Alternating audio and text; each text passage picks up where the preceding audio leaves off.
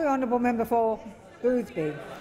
Thank you, Madam Speaker. My question is to the Minister for Foreign Affairs. I refer the Minister to the atrocities being committed by the Daesh death cult in Iraq, including mass executions and the destruction of ancient cultural artefacts. Will the Minister update the House on what the government is doing to prevent Australians travelling to Iraq? I call the Honourable Minister for Foreign Affairs. Thank you, Madam Speaker, and I thank the member for Boothby and note his concern about this issue. The government is committed to doing all we can to prevent Australians from providing any support at all for Daesh's barbaric and destructive acts. Today, under provisions in our new foreign fighters legislation, I have declared Mosul district in Iraq an area where a listed terrorist organisation engaging in hostile activity has replaced the legitimate government and is effectively in control. Mosul has strategic and symbolic significance for Daesh. This city is the largest controlled by Daesh in Iraq, about 700,000 people, and it plays a key role as a location for foreign terrorist fighters to form networks and to train. It is now an offence under Australian law for any Australian to enter or remain in Mosul district without a legitimate purpose. Anyone who does so faces a penalty of up to 10 years imprisonment.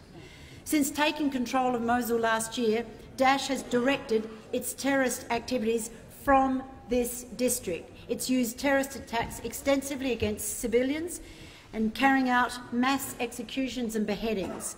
Recent atrocities include the crucifixion of 17 young men, a woman was stoned to death, the public execution of 13 teenage boys whose crime allegedly was to watch an Asian Cup soccer match. These madmen are seeking to take the world back to the Dark Ages. Madam Speaker, adding to the carnage, footage was released last week of Daesh fighters destroying ancient artefacts in Mosul.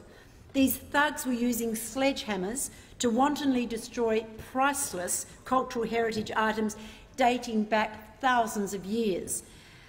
It was reminiscent of the Taliban's destruction of ancient Buddhist statues in Afghanistan in 2001, eerily in that period up to the attacks on the World Trade Center.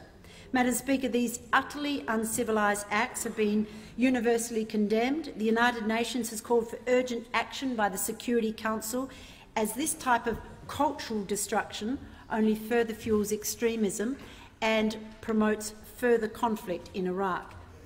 Madam Speaker, my listing today of a no-go zone in Iraq, in addition to the listing of al-Raqqa in Syria last December, will help our law enforcement agencies bring to justice those who have committed serious terrorist offences, and that includes associating with and fighting for terrorist organisations. And this is just adding to the death and destruction in Syria and Iraq, and it is also risking the lives of the Australians who are going there. Madam Speaker, our declaration of Mosul as a terrorist no-go zone is another significant step in combating Daesh. To starve it of foreign fighters, we will do what we can to keep our people safe. I call